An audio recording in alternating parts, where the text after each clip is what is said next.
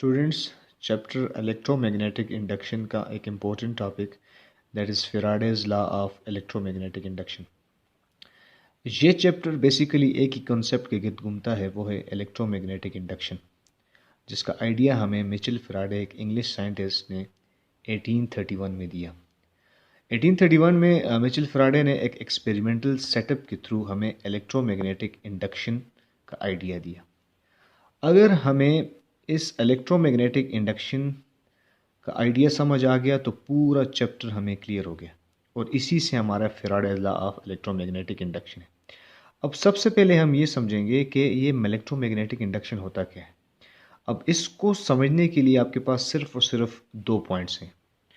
पहला पॉइंट क्या है कि मैग्नेटिक फ्लक्स का चेंज होना, और दूसरा है ईएमएफ का इंड्यूस होना। ये दो बातें। अब मैग्नेटिक फ्लक्स का चेंज क्या मतलब, मैग्नेट से जो मैग्नेटिक फील्ड लाइन निकलती हैं वो मैग्नेटिक फ्लक्स कहलाती हैं जब वो किसी सरफेस में एंटर होती हैं, तो उनका चेंज होना, और उसके चेंज से एक ईएमएफ इलेक्ट्रोमोटिव फोर्स, एक नेचुरल फोर्स क्रिएट होती है कंडक्टर में। ये बेसिकली है इलेक्ट्रोमैग्नेटिक इंडक्शन, मैग्नेटिक फ्लक्स का चेंज और ईएमएफ का इंड्यूस। मैग्नेटिक फ्लक्स का चेंज और ईएमएफ का इंड्यूस। अब देखें, ये मैग्नेट है और मैग्नेट से मैग्नेटिक फील्ड लाइन निकलती हैं, और ये मैग्नेटिक फील्ड लाइन आगे कोयल में एंटर होती हैं।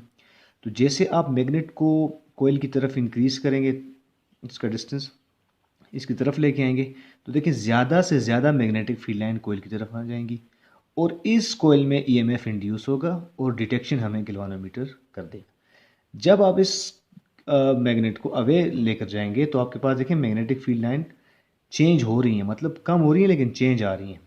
तो ये फिर भी आपके पास गैल्वानोमीटर अपोजिट साइड में क्या करेगा, डिफ्लेक्शन शो करेगा। तो मैग्नेटिक फ्लक्स का चेंज और ईएमएफ का इंड्यूस होना, ये बेसिकली कहलाता है इलेक्ट्रोमैग्नेटिक इंडक्शन।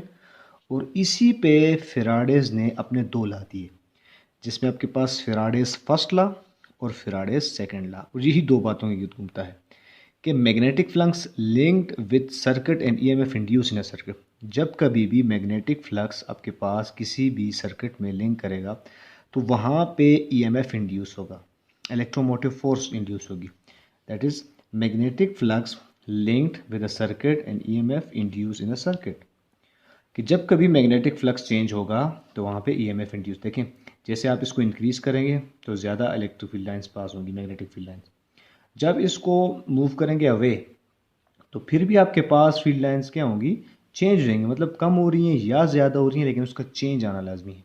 लेकिन जब आप इसको मैग्नेट को स्टेशनरी हेल्ड कर देंगे, मतलब यहीं पे, तो आपके पास कोई भी डिटेक्शन नहीं होगी, क्योंकि फ्लक्स का चेंज लाजमी है।